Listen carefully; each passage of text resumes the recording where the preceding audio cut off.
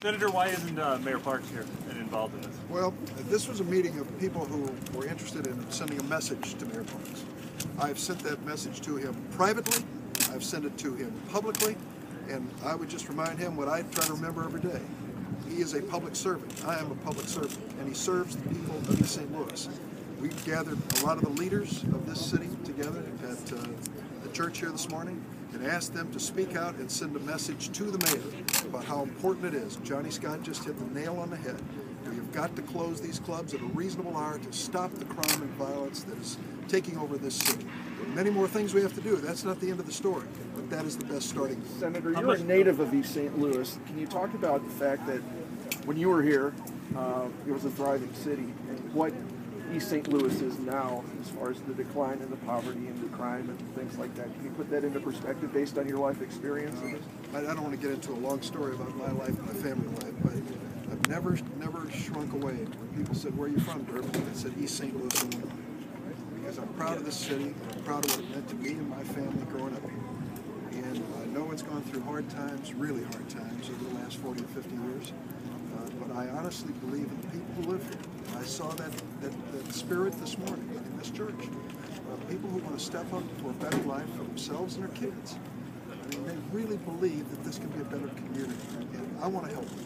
It's been a long, long time that East St. Louis has been down. Now it wants to stand up and move forward, and this is the beginning. Senator, why is this an issue you feel you should devote your time and attention to? For a number of reasons, because it is my hometown. And for the longest time, it's been difficult, if not impossible, to find partners to work with to help this city. We have a President of the United States who knows East St. Louis, a President that I can go to and talk to, and he'll understand the challenge here. And I hope that in some small way we can just start to turn the community around. It means a lot to me personally, and it means a lot to the people in the area. The crime and violence that are going on in this community don't just affect the people living here, they affect everyone. And we want to try to bring some more peace to these neighborhoods and give these young people a chance for the future. Senator, the chief says that he needs more officers. What can you do about that? How can you help him out with that? There's no question that the chief needs more resources, but I want to also add this.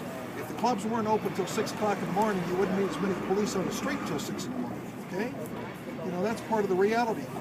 If people weren't streaming over that bridge at 1 a.m. because the people of St. Louis have said, we don't think it's good for our city to keep clubs open beyond 1 a.m., we wouldn't need as many policemen in St. Louis. We need good police and more of them in this town. We also need, Reverend McNeil suggested, yeah, we talked about the neighborhood, pull the roots up, but there was also Sunshine. Oh, yeah. Reverend Sunshine talked about the neighborhood watch program.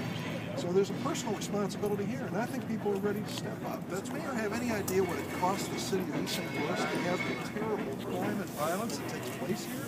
Does the mayor understand you're not going to attract a new business here with new jobs paying into this city if it's a place that's unsafe to live or work? I mean, that's where it starts. Safety is the first question any business is going to ask.